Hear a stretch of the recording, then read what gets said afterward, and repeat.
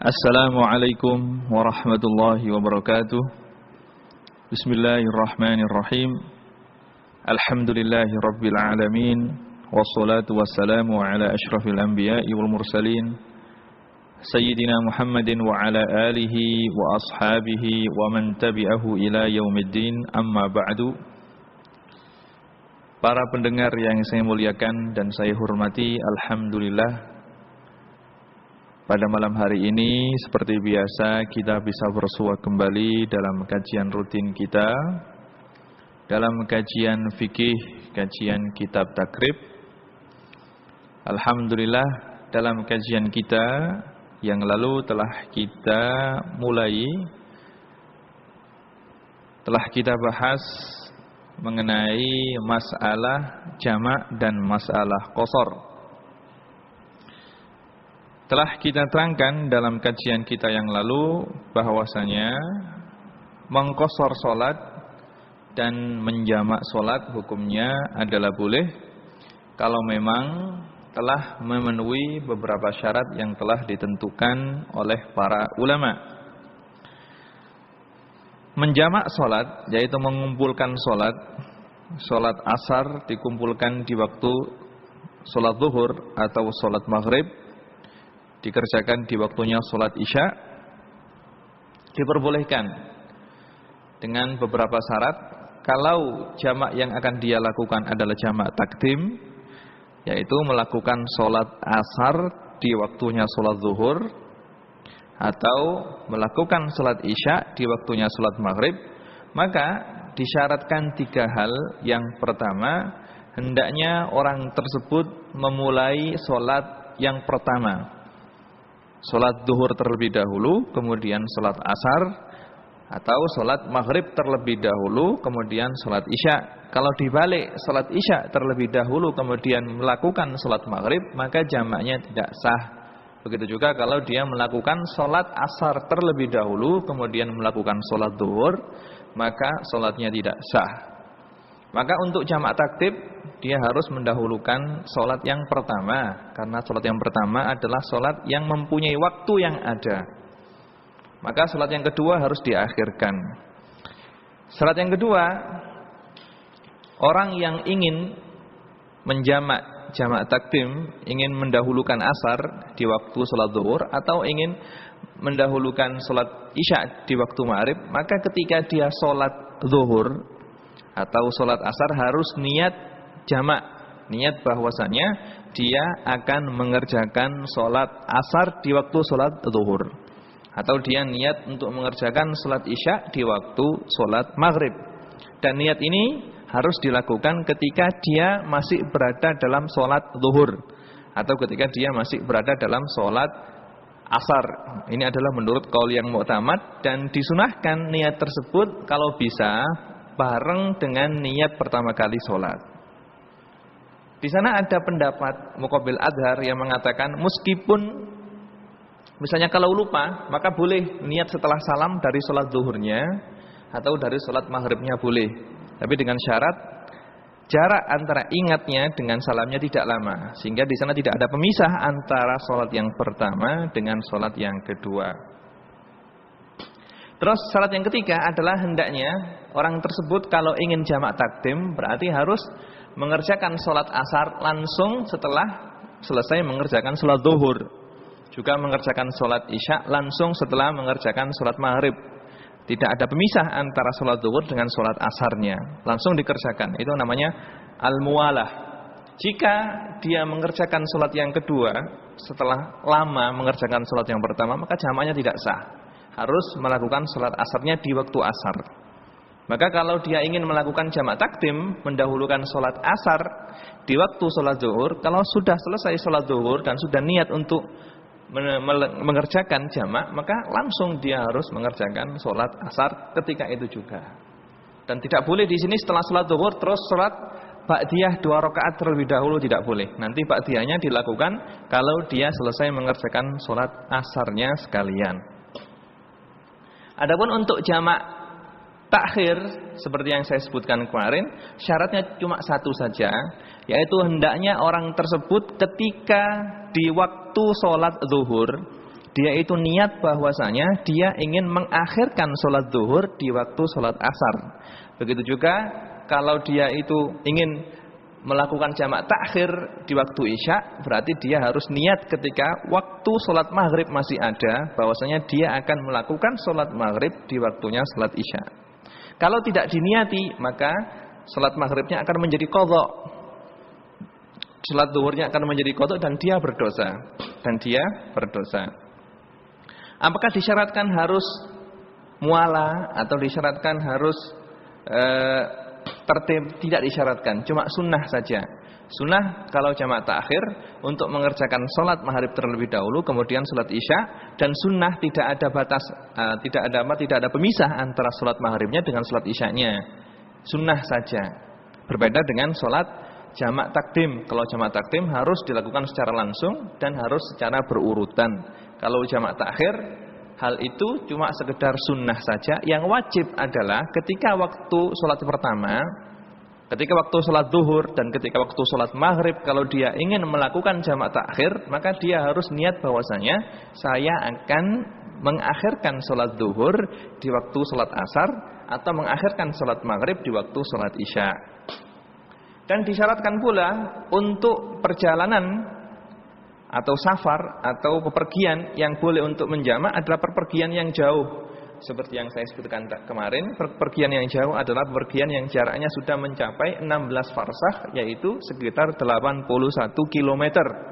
Kalau masih ragu-ragu apakah perjalanan tersebut jauh atau tidak, maka dia tidak boleh untuk menjamak, juga tidak boleh untuk mengqashar.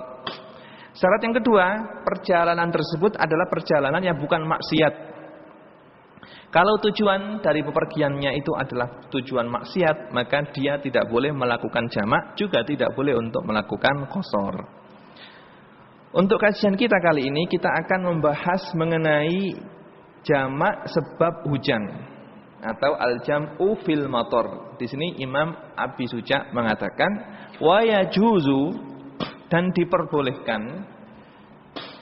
lil hadiri, bagi orang yang ada di rumah tidak bepergian, fil matari, pada waktu hujan, ayyajma'a bainahuma, untuk melakukan salat jamak di antara dua salat, fi waqtil ula minhuma, pada waktu yang pertama.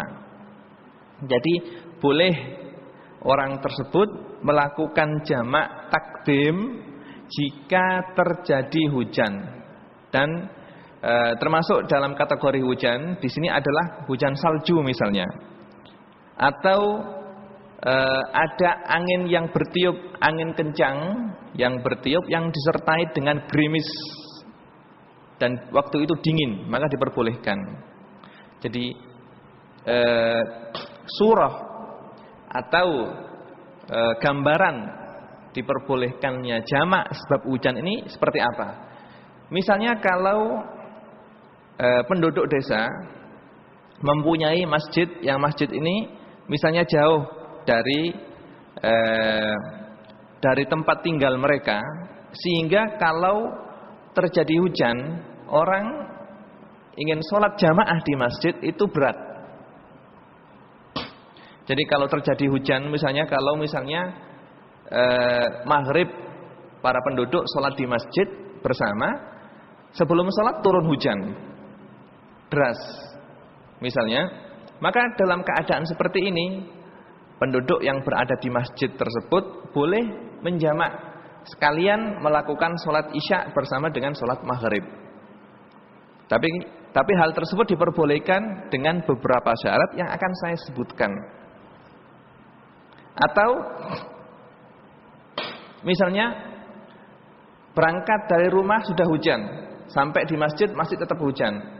Di situ para penduduk yang sudah sampai di masjid mengatakan, sudah, daripada nanti kita bolak-balik ke masjid dan waktu hujan seperti ini sangat sulit, berat untuk kembali lagi ke masjid untuk melakukan sholat jamaah, maka sudah langsung sholat maghrib sekalian dengan sholat isya. Itu diperbolehkan, tapi dengan beberapa syarat yang akan saya sebutkan. Syarat yang pertama, hendaknya hujan tersebut adalah hujan yang membasahi pakaian. Jadi bukan hujan yang gerimis-gerimis sedikit-sedikit, tidak, tapi hujan yang agak deras. Meskipun tidak deras sekali, tidak disyaratkan hujannya harus hujan yang sangat deras, tidak. Yang penting hujan tersebut kalau orang berangkat ke masjid akan basah kuyup. Syarat yang kedua, hujan tersebut turun ketika pertama kali takbir di salat yang pertama. Juga hujan tersebut terus turun ketika dia salam, juga ketika mengerjakan salat yang kedua. Jadi disyaratkan hujan tersebut masih turun ketika orang tersebut salat maghrib, takbir pertama kali salat maghrib, hujan masih turun, sudah turun. Ketika salam dari salat maghrib juga hujan masih turun. Dan juga ketika mulai salat isyaknya juga hujan masih turun. Jadi hujannya turun ketika mereka masih dalam keadaan salat.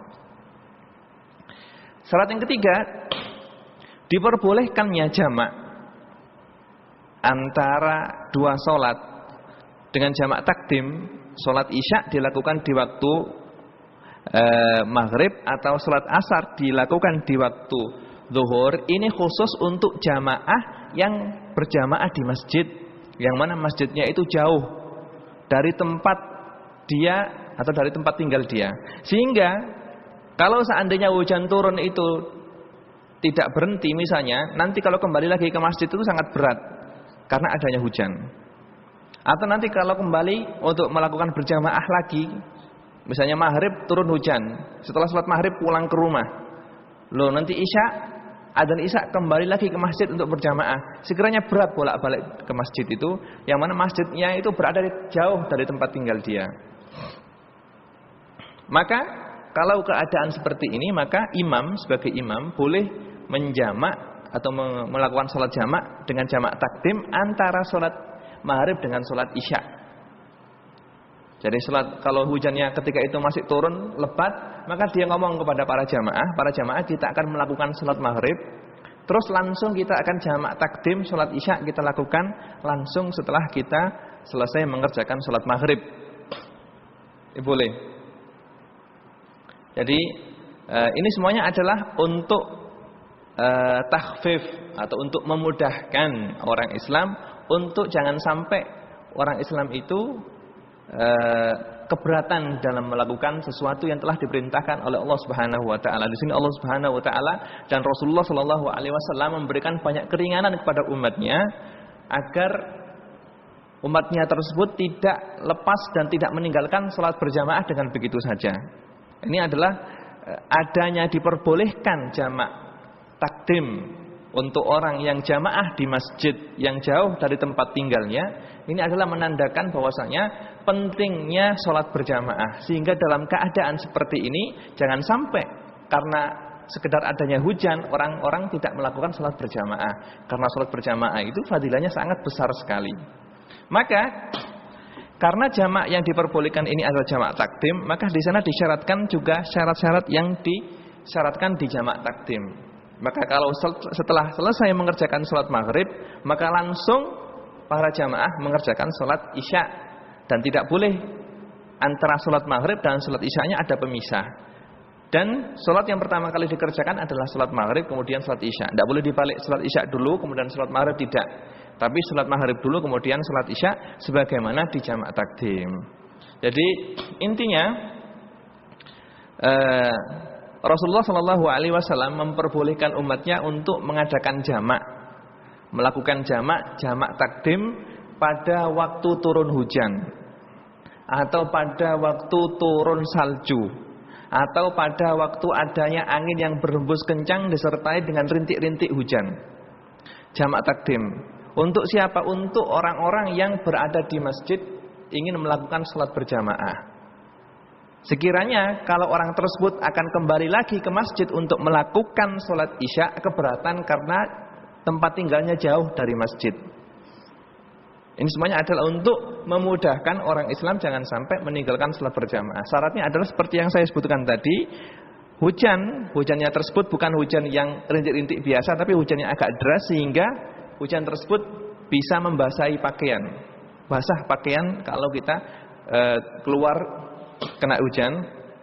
Yang kedua, hujan tersebut ada ketika sholat maghribnya dan ketika sholat isyanya.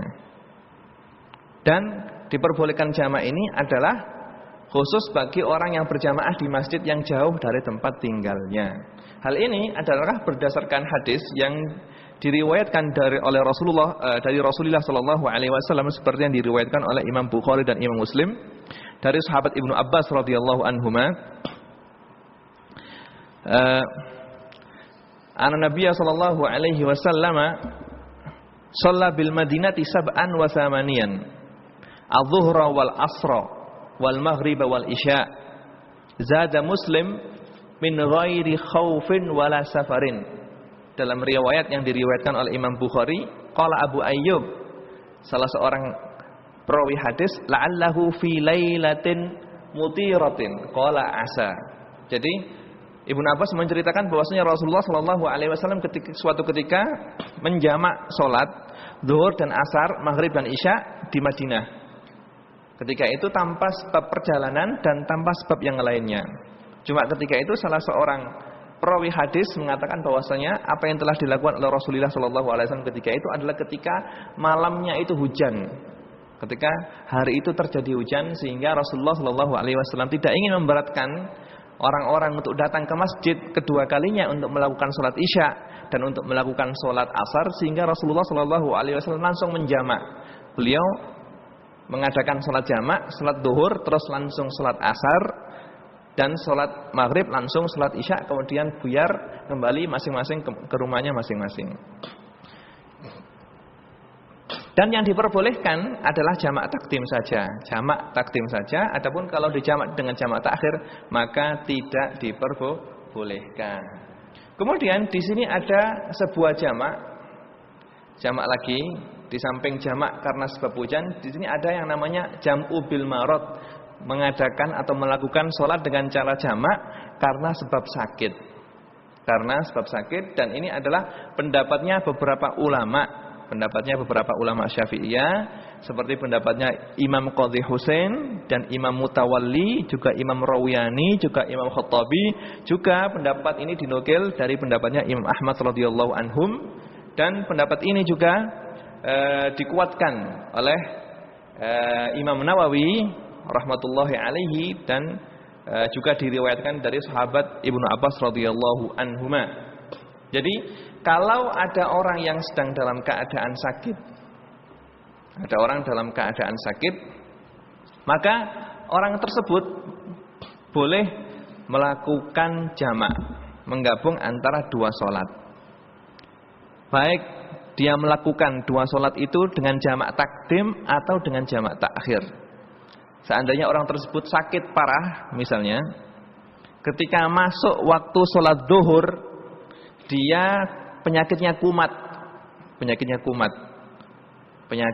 kambuh, sehingga dia kalau melakukan sholat maka tidak akan bisa khusyuk dan sulit untuk khusyuk kalau dia melakukan sholat karena penyakitnya lagi kambuh.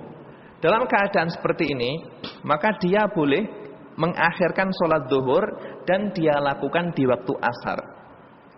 Maka dia niat di hatinya, saya akan mengakhirkan sholat zuhur di waktu sholat asar. Nanti kalau badan saya atau penyakit saya sudah hilang dan sudah agak mendingan, saya akan sholat asar beserta dengan sholat zuhur. Ini boleh. Atau orang tersebut, misalnya dokter mengatakan orang tersebut akan menjalankan operasi, sedangkan dokter mengatakan operasi akan dilakukan pada jam 2. Operasi akan dilakukan pada jam 2 siang, dan operasi ini memakan waktu 2 jam misalnya. Maka dalam keadaan seperti ini, orang tersebut punya inisiatif, saya sebaiknya sholat zuhur, terus setelah itu langsung sholat asar. Karena apa?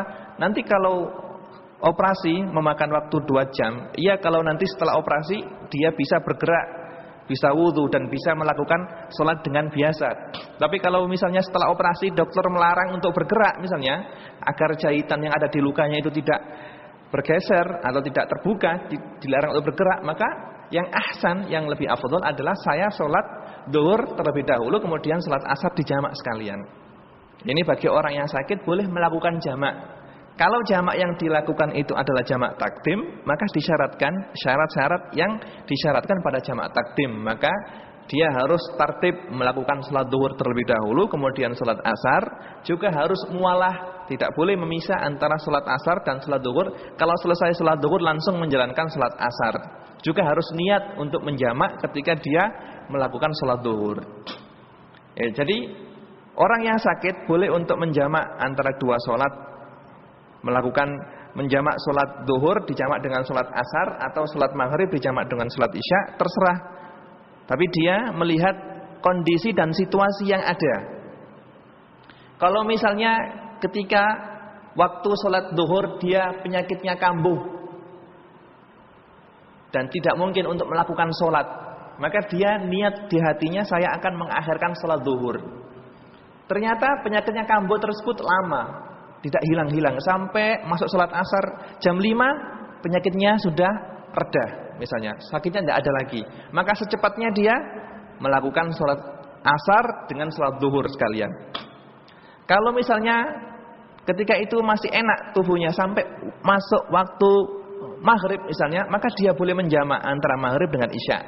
Karena ditakutkan nanti kalau dia tidak cepat-cepat sholat, sedangkan sekarang waktu dia itu badannya sudah enakan, nanti kalau tidak cepat-cepat sholat dikhawatirkan nanti setelah isya nanti penyakitnya kambuh lagi.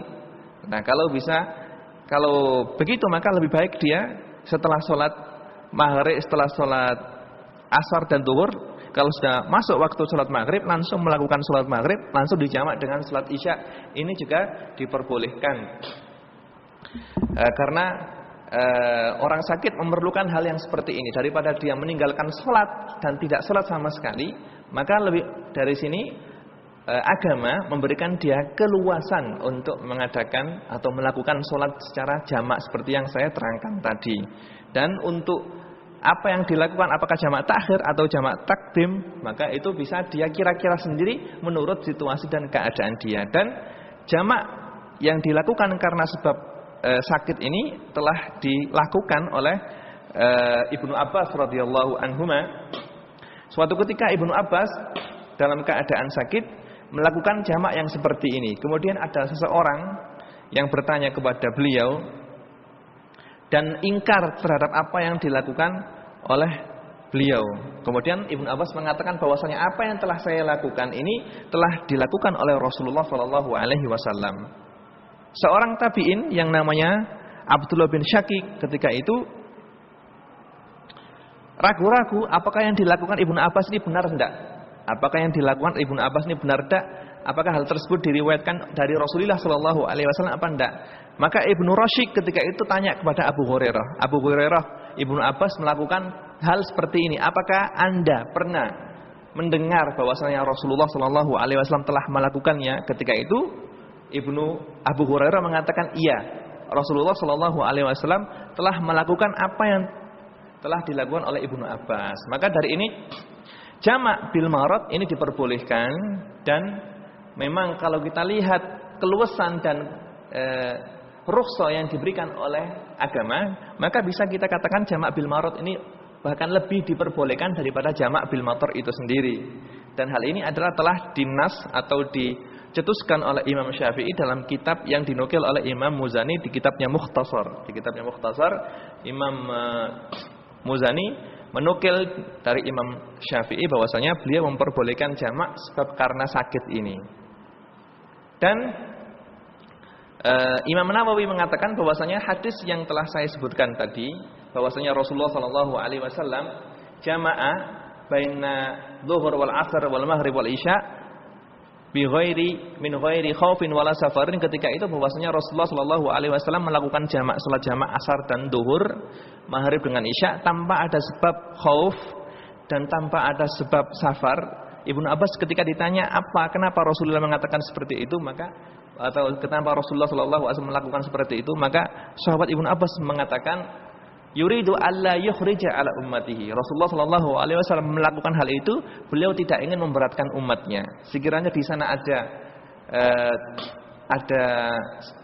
masyaqqah dalam melakukan hal atau melakukan sesuatu, maka Rasulullah sallallahu alaihi wasallam memberikan keluasan dan kegampangan dalam melakukan ibadah. Ini adalah mengenai jamak sebab sakit. Ya. Dan dengan selesainya pembahasan kita mengenai sholat jamaah ini, maka selesai pula lah bahasan kita mengenai sholat qashar dan sholat jamaah, dan kita akan memasuki pembahasan baru, yaitu mengenai sholat Jum'ah. Mengenai sholat Jum'ah. Sebelum kita memulai sholat Jum'ah, di sini ada sebuah pertanyaan dari seorang pendengar setia kita.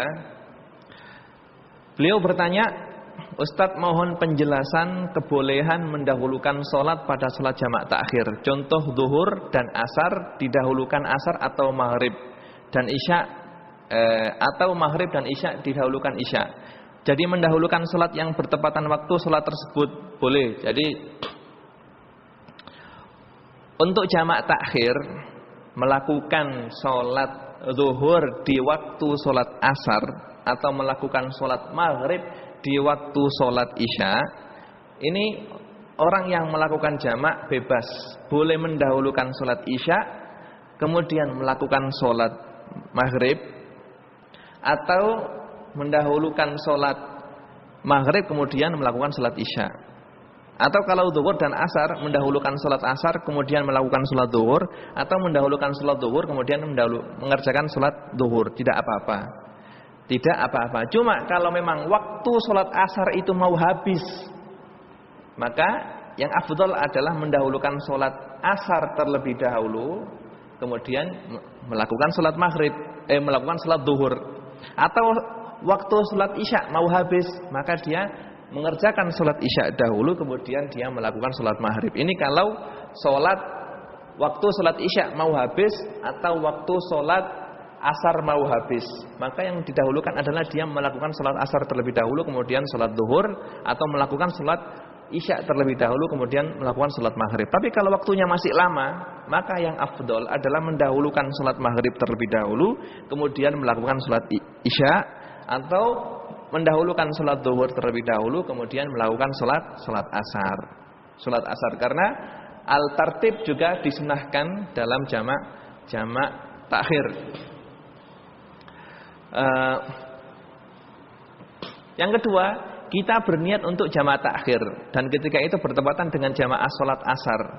Apa boleh juga asar dulu baru zuhur? Boleh. Kalau misalnya kita ingin mengadakan jamaah takhir, terus ketika masuk di masjid kok mendapatkan jamaah pada sholat asar, maka boleh kita ikut sama mereka sholat asar, kemudian setelah sholat asar selesai kita melakukan sholat zuhur, boleh, dan tidak ada masalah.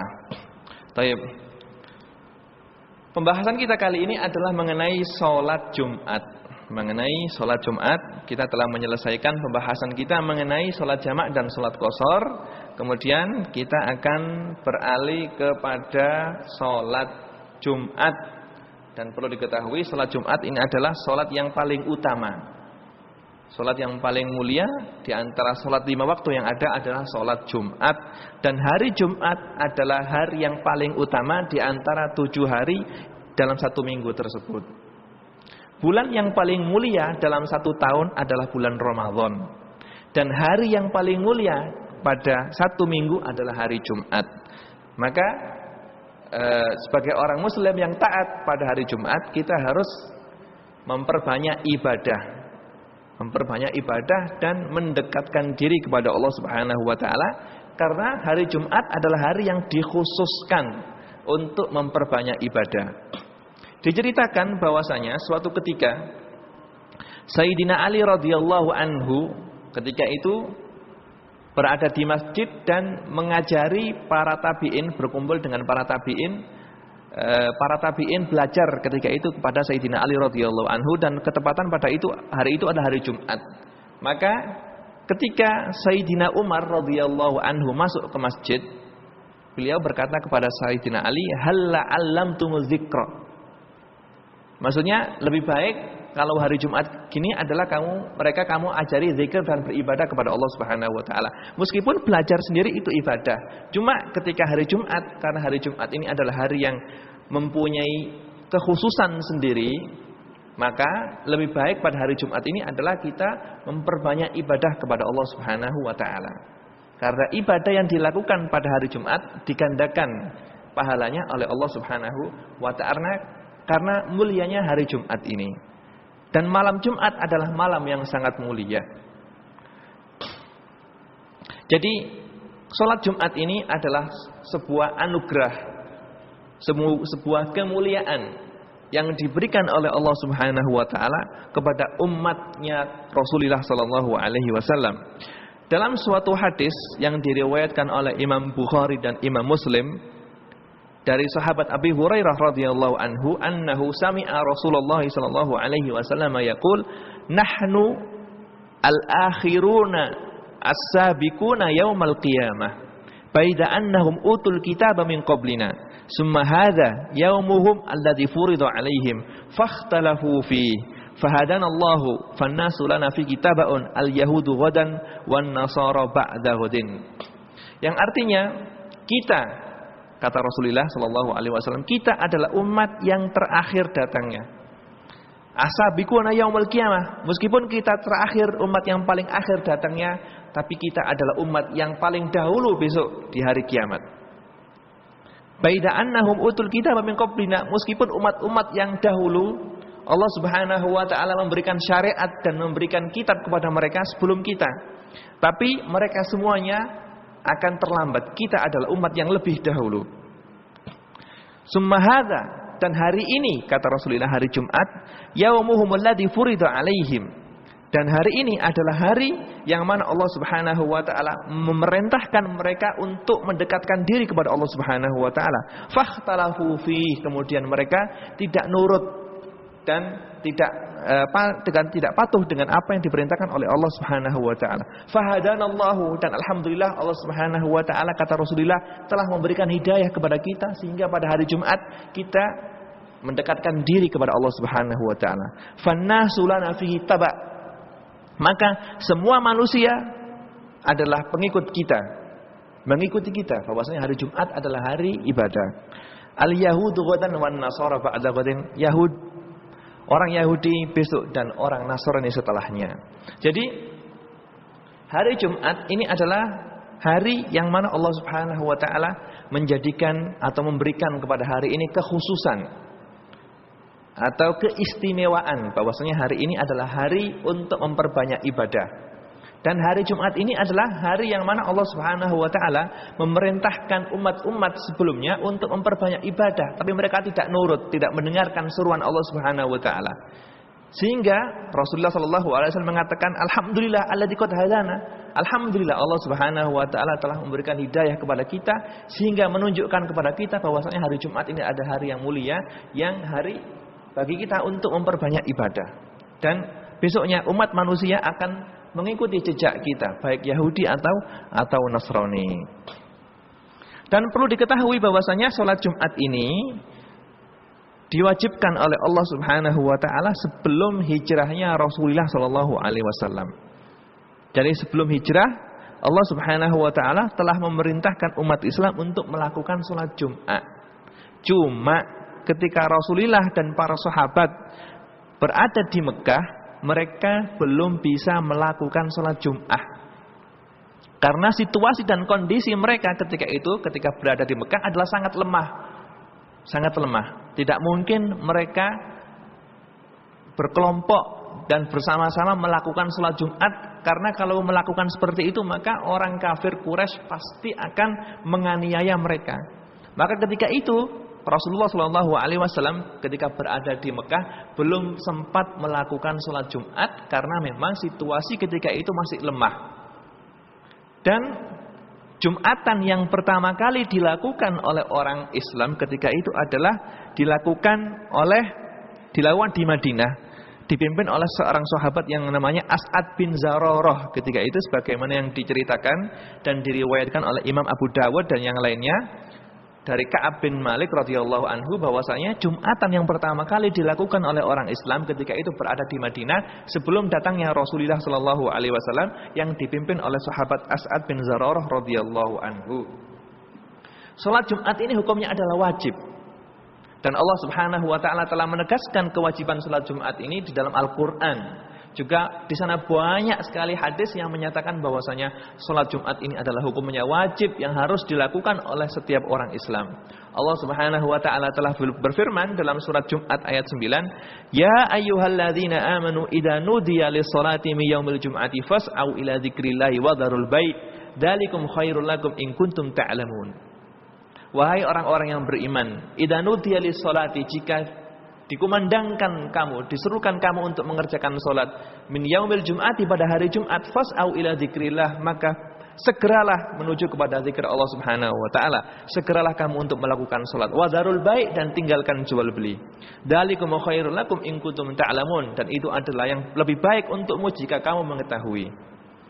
Ini adalah perintah dari Allah Subhanahu wa taala untuk melakukan salat Jumat. Juga dalam hadis yang diriwayatkan oleh Imam Abu Dawud dari sahabat Tariq bin Syihab radhiyallahu anhu, an Nabi sallallahu alaihi wasallam qala, al-jum'atu haqqun wajibun ala kulli muslimin. Salat Jumat adalah salat yang hak dan wajib dilakukan atas setiap orang Islam. Dalam hadis yang lain yang diriwayatkan oleh Imam Muslim dan yang lainnya dari sahabat Abu Hurairah dan sahabat Ibnu Umar radhiyallahu anhum, anna Rasulullah sallallahu alaihi wasallam yaqul al-a'wad minbarihi la yantahiyanna aqwamun an wad'ihimul jumu'at aw la yahtimanna Allahu ala qulubihim summa la yakunanna minal ghafilin. Rasulullah sallallahu alaihi wasallam berseru ketika beliau berada di atas mimbar, la yantahiyanna aqwamun an wad'ihimul jumu'at, hendaklah berhenti orang-orang yang meninggalkan Jumat, segeralah mereka melakukan salat Jumat. Aw la yahtimanallahu ala qulubihim, atau Allah Subhanahu wa taala akan memberikan atau menutup hati mereka. Summa la yakunanna minal ghafilin, kemudian mereka akan menjadi hamba-hamba yang lalai kepada Allah Subhanahu wa taala. Ini menandakan bahwasanya salat Jumat itu adalah salat yang wajib dilakukan oleh setiap orang Islam yang telah memenuhi syarat yang akan kita terangkan dalam kajian kita yang akan datang. Dan hikmah daripada disyariatkan atau diperintahkan untuk melakukan salat Jumat ini adalah sangat besar sekali. Harus kita yakini bahwasanya setiap perintah dan setiap larangan dari Allah Subhanahu wa taala di sana mengandung hikmah-hikmah yang sangat besar sekali. Baik hikmah itu bisa kita ketahui atau tidak kita ketahui, kita harus yakin bahwasanya setiap perintah dan setiap larangan dari Allah Subhanahu wa taala mengandung hikmah. Baik itu hikmah tersebut bisa kita ketahui atau tidak bisa kita ketahui. Termasuk salah satu hikmah disyariatkannya dan diperintahkannya salat Jumat adalah bahwasanya salat Jumat ini adalah merupakan muktamarnya orang Islam atau tempat dan waktu berkumpulnya orang Islam, sehingga orang Islam pada orang-orang Muslim yang hidup di suatu desa atau di suatu kota, mereka bisa melihat keadaan saudara mereka yang sama-sama Muslim bertemu di satu masjid, sehingga mereka bisa silaturahmi. Bisa bertanya kepada sesama saudara Muslim, bagaimana keadaan kamu? Bagaimana keadaan keluarga kamu? Bisa bertanya, bisa mengetahui keadaan, apa keadaan yang ada yang baru misalnya. Maka sholat Jumat ini adalah sholat yang sangat utama. Hikmahnya sangat besar, karena orang Muslim bisa melihat temannya yang lain, dan mereka bisa bersatu hatinya di bawah pimpinan seorang khatib. Dan mereka ketika mendengarkan khutbah Jumat, mereka akan mendengarkan mau'izah dan mendengarkan ujangan dari khatib, sehingga hati mereka bisa luluh dan lebih taat, lebih mendekatkan diri kepada Allah Subhanahu wa taala. Ini adalah salah satu hikmahnya salat Jumat. Adapun salat Jumat ini tidak wajib seperti yang saya kemukakan, kecuali bagi orang-orang yang telah memenuhi syarat. Jadi salat Jumat ini diwajibkan bagi orang-orang yang telah memenuhi syaratnya, dan syarat-syarat ini akan kita terangkan dalam kajian kita yang akan datang. Sebelum kita tutup kajian kita kali ini, di sini ada beberapa pertanyaan lagi dari pendengar kita, yaitu dari Mas Fuad. Beliau bertanya, waktu kita masuk masjid selepas azan pertama pada hari Jumat, apakah kita terus duduk atau sholat dahulu? Kalau kita masuk masjid setelah azan yang pertama, kalau khotib belum naik mimbar, maka disunatkan untuk melakukan sholat 2 rakaat, sholat tahiyatul masjid, atau langsung sholat qobliyatul Jumat, niat sekalian sholat tahiyatul masjid. Itu kalau memang khotib belum naik di mimbar. Kalau khotib sudah naik mimbar, sudah mulai khutbah, maka kalau Anda datang ke masjid dan mendapatkan khotib dalam keadaan sudah khutbah, maka disunatkan juga untuk sholat 2 rakaat menurut madhabnya jumhur ulama, menurut pendapatnya Imam Syafi'i. Jadi kalau Anda masuk ke masjid terus mendapatkan khotib sudah di atas mimbar dan khutbah, maka disunatkan untuk sholat 2 rakaat, dan sholatnya ini jangan diperpanjang. Kalau bisa sholat khafifah, sholat yang enteng, jangan lama-lama. Itu adalah kalau masuk ke masjid dan khatib sudah dalam keadaan berkhutbah. Tapi seandainya Anda datang ke masjid, terus masjidnya sudah penuh, jamaah sudah berada di luar masjid semuanya, Anda datang ke situ terus khutbah sudah mulai, maka tidak disunatkan untuk sholat tahiyatul masjid. Karena Anda masuk tidak di masjid lagi, tapi masuk di jamaah yang mereka semuanya di luar masjid. Jadi kalau disunatkannya sholat 2 rakaat ini kalau memang Anda masuk masjid dan imam sedang dalam keadaan berkhutbah. Tapi kalau masjidnya sudah penuh, tidak ada tempat lagi dalam masjid, sehingga Anda mendapatkan tempat di luar, maka kalau Anda datang imam lagi keadaan khutbah, langsung saja duduk dan mendengarkan khutbah. Bagaimana kalau kita tinggalkan sholat Jumat karena kita adalah pengembara? Yang insya Allah besok akan kita terangkan, yaitu udzur-udzur atau sebab-sebab yang memperbolehkan untuk meninggalkan sholat Jum'ah. Yang penting, kalau Anda adalah orang yang lagi dalam keadaan bepergian, musafir, maka Anda tidak wajib untuk melakukan sholat Jumat kalau dalam keadaan musafir. Tapi dengan syarat safarnya itu dilakukan sebelum sholat subuh. Sebelum adzan subuh Anda sudah keluar dari desa Anda. Jadi kalau sudah keluar dari desanya sebelum adzan subuh, maka dia adalah orang yang musafir. Kalau dia niat untuk bepergian yang jauh, maka dia adalah orang yang musafir. Dan hal ini akan kita jelaskan dengan terperinci insyaallah pada kajian-kajian kita yang akan mendatang. Mudah-mudahan apa yang telah kita kaji diterima oleh Allah Subhanahu wa taala dan bermanfaat dan bisa kita amalkan untuk kehidupan kita sehari-hari. Nasallallahu subhanahu wa ta'ala ayyaj'ala ilmana ilman mubarakan wa yarzuqana al-amala bihi wa yaj'al ilmana hujjatan lana la hujjatan alaina wa sallallahu ala sayyidina Muhammadin wa ala alihi wa sahbihi wasallam. Subhana rabbika rabbil izzati amma yasifun wa salamun alal mursalin walhamdulillahi rabbil alamin. Wassalamu alaikum warahmatullahi wabarakatuh.